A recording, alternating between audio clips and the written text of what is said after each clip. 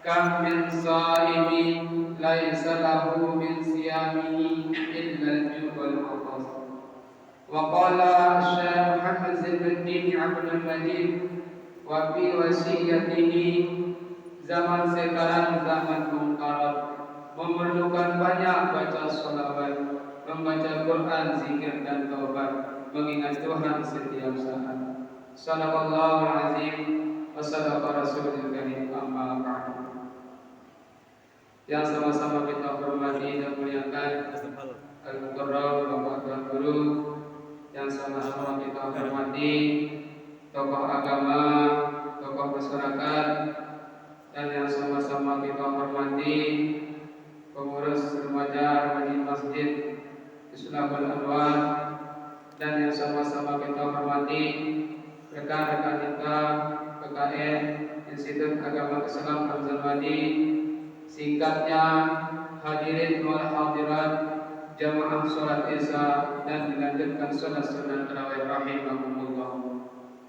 Pertama-tama marilah kita panjatkan puji syukur kita kehadirat Allah Subhanahu wa taala yang telah memberikan kita kenikmatan, baik itu nikmat sehat, nikmat iman dan Islam, sehingga alhamdulillah kita dapat dikumpulkan di taman-taman surganya Allah Subhanahu wa taala. Ini masjid ini adalah salah satu taman-taman surga. Kenapa? Dijelaskan dalam kitab I'anatul Talibin bahwa yang artinya di mana taman-taman surga itu adalah salah satu tempat yang digunakan untuk berzikir, yang digunakan untuk menyebut nama-nama Allah, sehingga inilah tempat ibadah, tempat kita minta ampun kepada Allah, tempat kita melaksanakan amal ibadah, sehingga ini dikatakan adalah taman-taman surganya Allah Subhanahu wa taala. Salawat serta salam tak lupa kita hadiahkan atas baginda Rasulullah sallallahu alaihi wasallam yang telah berhasil merintis umat manusia dari zaman jahiliyah menuju jalan Islamiyah, seperti apa yang kita rasakan pada malam ini. Alhamdulillah. Tiga kalinya saya mengucapkan banyak-banyak terima kasih kepada pengurus remaja dari Masjid Islahul Anwar yang sudah memberikan kami waktu untuk menyampaikan sepatah-patah kata. Kita kembali kepada wasiat guru besar kita Al-Mahfurullah Bapak Maulana Syekh yang mengatakan zaman sekarang zaman munkarat, memerlukan banyak baca sholawat, membaca Quran, zikir dan taubat, mengingat Tuhan setiap saat. Kenapa dikatakan zaman sekarang zaman munkarat? Banyak kita lihat di mana-mana, di desa-desa mana-mana, perbuatan yang baik dikatakan salah, perbuatan yang salah dikatakan baik, pakaian yang baik yang menutupi aurat dikatakan salah, sehingga perbuatan apa pakaian yang tidak baik dikatakan benar. Misalkan ketika ada seorang perempuan yang memakai baju yang besar, memakai hijab yang besar, bahkan menutupi aurat, itu dikatakan orang master dengan ini pakaian kaum kan, sampai-sampai gitu katanya. Pakaian bukan kan, kumpen ada pertebaran bukan, ya karena terlalu besar dipakai. Tetapi itu menurut pandangan orang yang tidak berilmu, sehingga pakaian yang ketat, sehingga kelihatan pantat, sehingga kelihatan yang tidak pernah terlihat, itu dikatakan yang baik. Alhamdulillah. Tetapi itu adalah menurut pandangan orang yang tidak berilmu, sehingga barang siapa yang menggapai kebahagiaan di atas dunia, tentu hendaklah dengan ilmu. Barang siapa yang ingin mencapai kebahagiaan akhirat, maka hendaklah dengan ilmu. Wa qala Rasulullah sallallahu alaihi wasallam bersabda, "Man arada dunya fa alaihi bil ilmi, wa man arada al-akhirah fa alaihi bil ilmi, wa man aradahuma fa alaihi bil ilmi."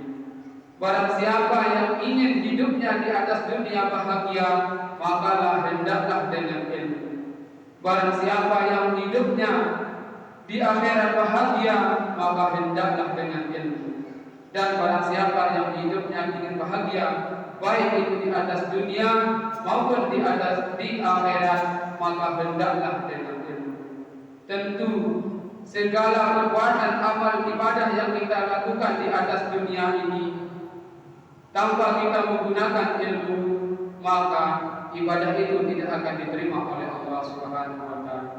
Sehingga Rasulullah sallallahu alaihi wasallam bersabda yang artinya, "Sai-sai singgawe ibadah di atas dunia ini. Lamun dengan berilmu tanpa sepengetahuan, tanpa mempelajari ilmu-ilmu, maka ilmunya itu akan gugur, akan tidak akan diterima oleh Allah Subhanahu wa taala." Ya tentunya tidak akan diterima. Kenapa? Kita wudu misalkan, kita tidak tahu mana yang kita basuh dan mana yang wajib kita basuh. Asalkan jangan kita kudu-kudu saja. Kita hanya basuh kaki, kemudian kita hanya basuh muka, tidak sempurna. Ada yang wajib ditinggalkan. Sehingga kalau wudu kita tidak sah, sholat pun tidak akan menjadi sah. Begitu pula kita sholat, jangan sampai kita hanya sekedar sholat. Sholat kita hanya sujud, ruku, tetapi perlu sholat yang wajib banyak sekali yang kita tinggalkan, maka itu juga perbuatan sholat tidak akan menjadi sah. Tentunya itu adalah membutuhkan yang namanya ilmu, ya, membutuhkan yang namanya ilmu, sehingga segala amal ibadah yang kita lakukan itu kalau kita kerjakan dengan ilmu, insya Allah akan diterima oleh Allah Subhanahu wa taala. Sehingga mari kita yang mempunyai kejajaran kode, silahkan kita ajar mulai sejak dini, sehingga ketika sudah belajar di waktu kecil, di sanalah tempat ilmu-ilmu itu akan mudah diterima, akan mudah ditangkap oleh seorang anak. Kalau berdua beli dan aku tak ajar yang agak sulit, sehingga di nomor beli membuat ajar ya agak sekatan dan tambah kepentingan anak-anak masih sehingga dalam dua umur tahun atau 4 tahun anak terkembang ya TK. Apa tujuannya? Dengan tahu kenal dengan dalam masih kecil. Di nara itu kepala anak tiba-tiba kelas tiba-tiba dapat SMA.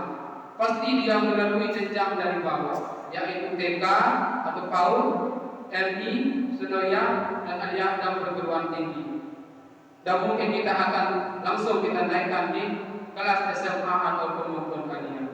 Nah untuk itu, karena kesuksesan seorang anak juga tergantung daripada orang tua kita. Kalau kita apa yang anak dalam masih dijaga lagi jemaah dan beli, dan terpada ada sekali kembali naikkan. Nah perlulah terdidik dalam masih kode, sehingga marilah kita tanamkan kita supaya belajar apa yang kita lakukan di atas dunia ini supaya tidak akan menjadi sia-sia. Zaman sekarang zaman munkar, memerlukan banyak baca sholawat. Nah lebih-lebih di bulan puasa, mari kita sama-sama memperbanyak membaca sholawat. Karena barang siapa yang membaca sholawat 1 kali, maka akan dibalas 10. Faqala Rasulullah sallallahu alaihi wasallam,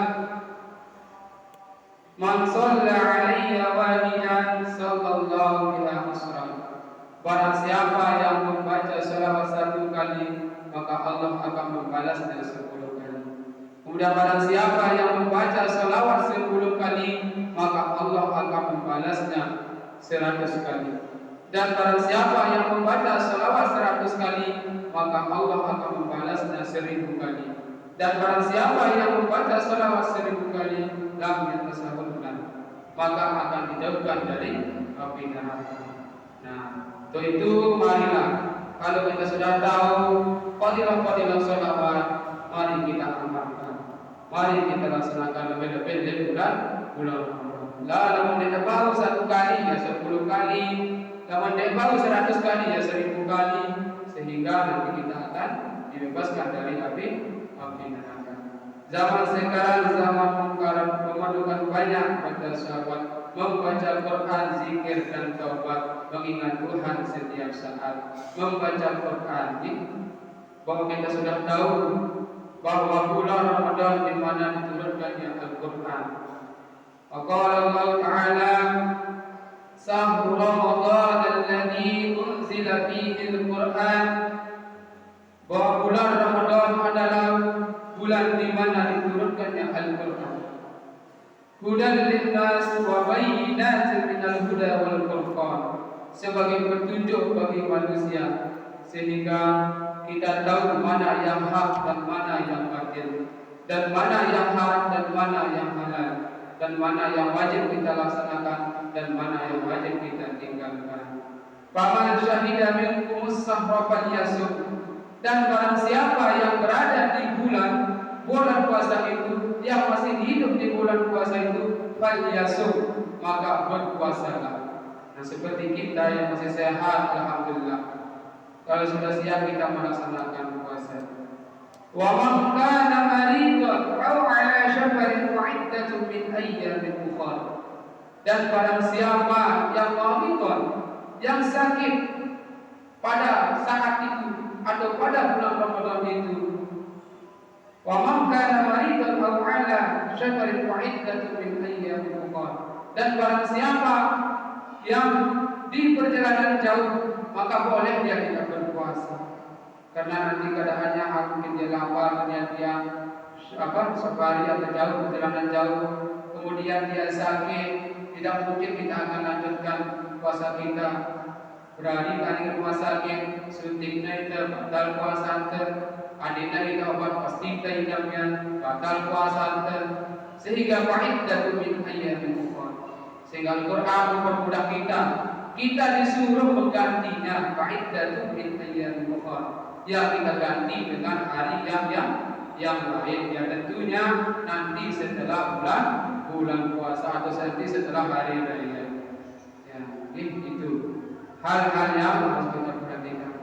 Dan juga tentunya keutamaan Al-Quran seperti yang kita dengarkan kemarin malam pas nuzulul Quran, sudah kita dijelaskan oleh Tuhan Guru kita, baik itu secara turunnya, baik itu tujuan dan maksudnya sudah dijelaskan.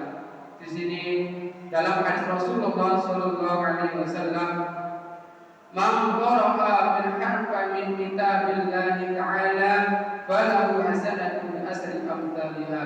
La aqulu alif lam bil harfa, walakin al-alifu harfa wal lam harfa wa mim harfa."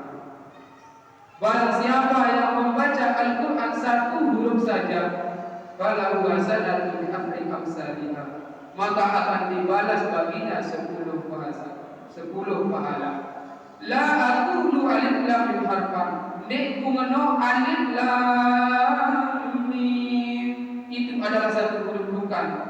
Walakinnal alifu harfa, akan tetapi alif lam itu adalah satu huruf, wal lam adalah satu huruf, wa mim adalah satu huruf. Sehingga ketika kita membaca alif lam, nah itu semata-mata kita membaca Al-Quran tiga huruf. Nah, sehingga kalau kita membaca satu huruf akan dibalas menjadi 10 pahala. Karena kita membaca 3 huruf, maka kita dibalas 30 pahala. Zaman sekarang zaman mukarram, memerlukan banyak baca sholawat, membaca Quran, zikir dan taubat, mengingat Tuhan setiap saat. Nah, mengingat Tuhan setiap saat. Ketika ada waktu, mari kita sama-sama menunaikan kewajiban kita, baik itu sholat dan juga ibadah-ibadah lainnya. Apa yang kita dilarang oleh Allah Subhanahu wa Ta'ala, mari kita tinggalkan, dan apa yang harus kita laksanakan, mari kita laksanakan, lebih-lebih dari bulan puasa. Seperti hadis yang dikatakan, yang saya bacakan tadi, kam min shaimi laisa lahu min siyamihi illa al-ju' wal 'athas. Betapa banyak orang yang berpuasa tetapi dari puasanya itu tidak mendapatkan apa-apa. Tentunya ini memiliki sebab dan musabab. Ya, di dalam kitab At-Taqriratus Sadida dijelaskan hal-hal yang membatalkan pahala puasa ada 2 bagian. Yang pertama adalah batalnya